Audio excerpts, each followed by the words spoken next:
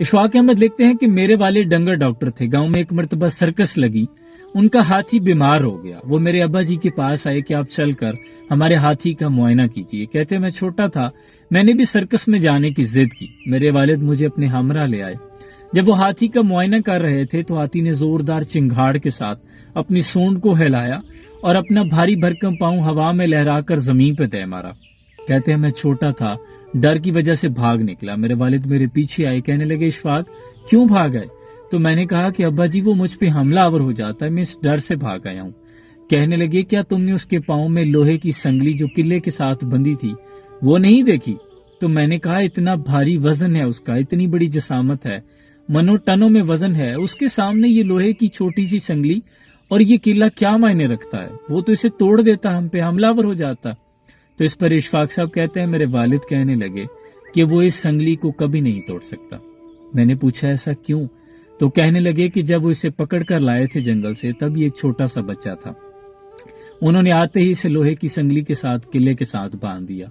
तब इसने बड़े जतन किए, बड़ा जोर लगाया, बड़ी मुशक्कत की, लेकिन इस किले को नहीं तोड़ पाया। उसके बाद ये दिन ब दिन बढ़ता चला गया, इसकी जिसामत बढ़ती गई, इसका वजन मनो टनों में आ गया, लेकिन ये उसी एहसास कमतरी और उस एहसास के साथ बंधा हुआ है कि मैं इसे नहीं तोड़ सकता।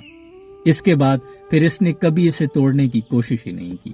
देखिए मेरे अजीज, ये बात हम पे भी सादिक आती है।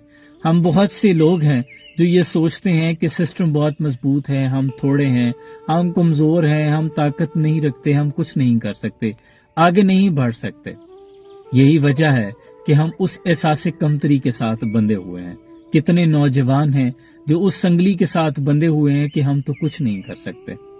वो एहसास कमतरी है जो हमें आगे नहीं बढ़ने देती। हाथी की आंखें छोटी होती हैं, वो कभी अपनी जसामत और अपने कद को नहीं देख पाता। बिल गेट्स जैसे कितने लोग ऐसे हैं जिन्होंने अपनी जिंदगी में एहसास कमतरी को तोड़ा, इस किले से संगली को तोड़ा और आज मिसाल बने बैठे हैं। लेकिन हम ना तो अपनी जसामत को देख रहे हैं और अपने कद को नहीं देख पा रहे, और ना उस किले को, उस संगली को तोड़ पा रहे हैं। इसलिए खुद को पहचानें, आगे बढ़ने की जुस्तजू करें, मेहनत करें, मुशक्कत करें और इस संगली को तोड़ दें। परों को खोल, जमाना उड़ान देखता है, जमीन पे बैठ के क्या आसमान देखता है, और दयार इश्क में अपना मकाम पैदा कर। नया जमाना, नए सुबह शाम पैदा कर। अल्लाह आसानी हासिल तकसीम करने का शर्फ अता फरमाए। सलाम पहुंचे।